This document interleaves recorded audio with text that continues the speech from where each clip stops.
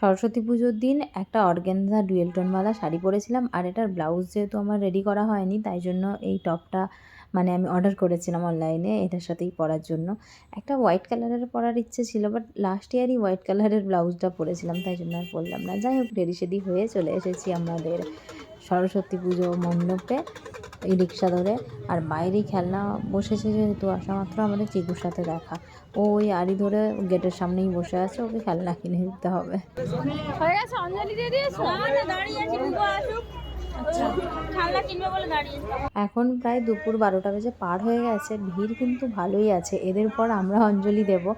আসলে ওই 3 বছর মানে করোনা যেই বছর হলো ওই বছর থেকে পুজোটা হতো একটা হলে, এই বছর আবার শিফট করা হয়েছে মাঠে। এবার মাঠে হলে খোলা জায়গাতে সবাই জানতেও পারলো, ভিড়টাও বেশ ভালো হয়, প্রসাদ খাওয়ারও যেহেতু আয়োজন আছে, তো মানুষজনও ভালোই এসেছে। অঞ্জলি দেওয়ার পর ওদিকে গিয়ে দেখি, দেখো এরা পেট পুজো করছে।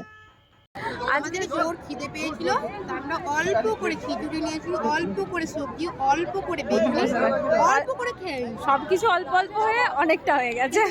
টেস্টি দারুণ হয়েছে। খাওয়ানোর জন্য যে প্যান্ডেল হয়েছিল, ভিড় দেখো মানুষজনের। আসলে প্যান্ডেলের বাইরে আরও অনেক মানুষজন দাঁড়িয়ে আছে, আর সকাল থেকে সবাই যেহেতু না খেয়ে আছে, এই সময়টা খিদাও লেগেছে সবাইকে জোর। ফটোজই তোলা হয়নি আজকে। সবাই দাঁড়িয়ে আছে, ভালো এসছে না কিন্তু।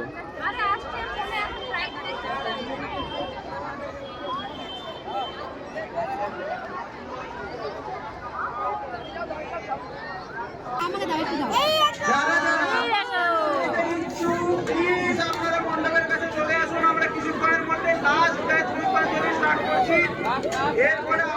এরপর আমরা মণ্ডপে বসেছিলাম।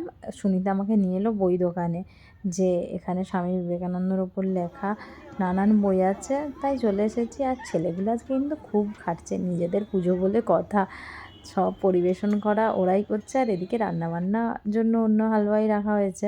আর সব শেষে এলো আমাদের অপর্ণাদি আর পুচকু। ভেতরে মশলাপাতি রাখার জন্য একটা রুম করা হয়েছিল, ওখানেই মানে এখানের এমএলএ আসার পর ওনাকে খেতে দেওয়া হলো। আর শেষে আমরাও সবাই আলাদাভাবে এই রুমটার মধ্যেই বসে পড়েছিলাম, যেহেতু নিজেরা খাবো তাই জন্য। আর সোনু ভাই আমাদেরকে সবাইকে দিচ্ছিল।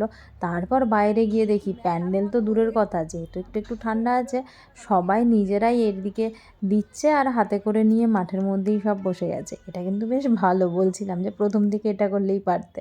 আরে খাবার মেনুতে কি ছিল সেটাই তো বলা হলো না। ফার্স্ট ছিল বেগুনি, খিচুড়ি, মিক্স সবজি পনির দিয়ে, আর চাটনি, পায়েস, মিষ্টি। যাই হোক, খাওয়া দাওয়া সেরে সবাই একটু রেস্ট নিয়ে সব ছেলেগুলো ফ্রি হতে, মানে খাওয়া দাওয়া যখন সব শেষ হলো, ওই 5টার দিক করে আমরা চলে এসেছিলাম রায়সেনা বঙ্গীয় বিদ্যালয়। তোমার স্কুলে এসে দেখি একদম ফাঁকা। এটাই যদি আমাদের বেঙ্গল হতো তাহলে হয়তো বসার জায়গাও খুঁজে পেতাম না। যাই হোক, মায়ের দর্শন এখানে করে নিলাম। তারপর ওদের স্কুলটা যেমন অন্যান্য বছর এসে ঘুরি ফিরি ফটোজ তুলি, সেটাই করছিলাম।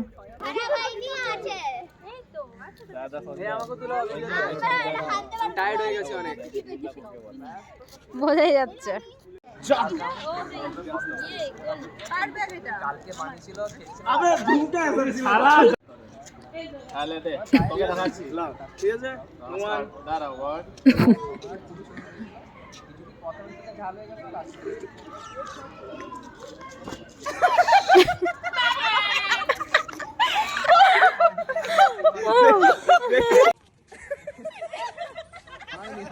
সন্ধে হতে যাই, চলো বাড়ি ফিরি। বাড়িতে গিয়ে ফ্রেশ হয়ে ঘন্টাখানেক পর তো আবার মণ্ডপে যেতে হবে।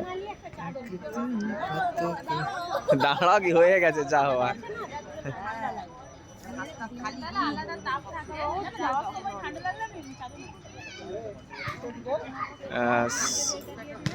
ঠিক আছে।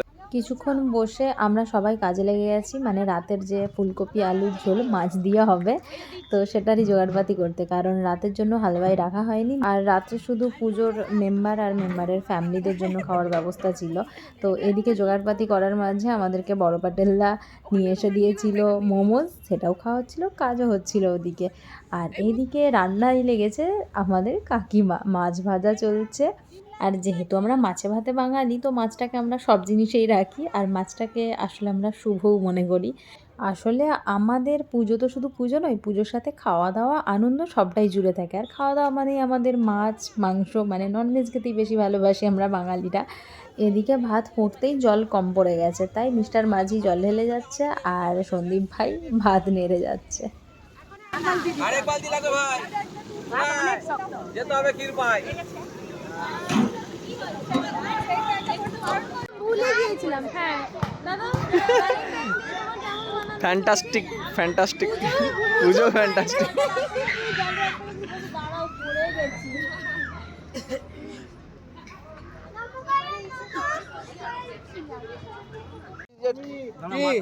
হ্যালো, আমাকে ভিডিও করতে হয় না, অনেক ব্যাপার আছে। এই ফুলকপি কোথায় গো জেঠিমা দাও না।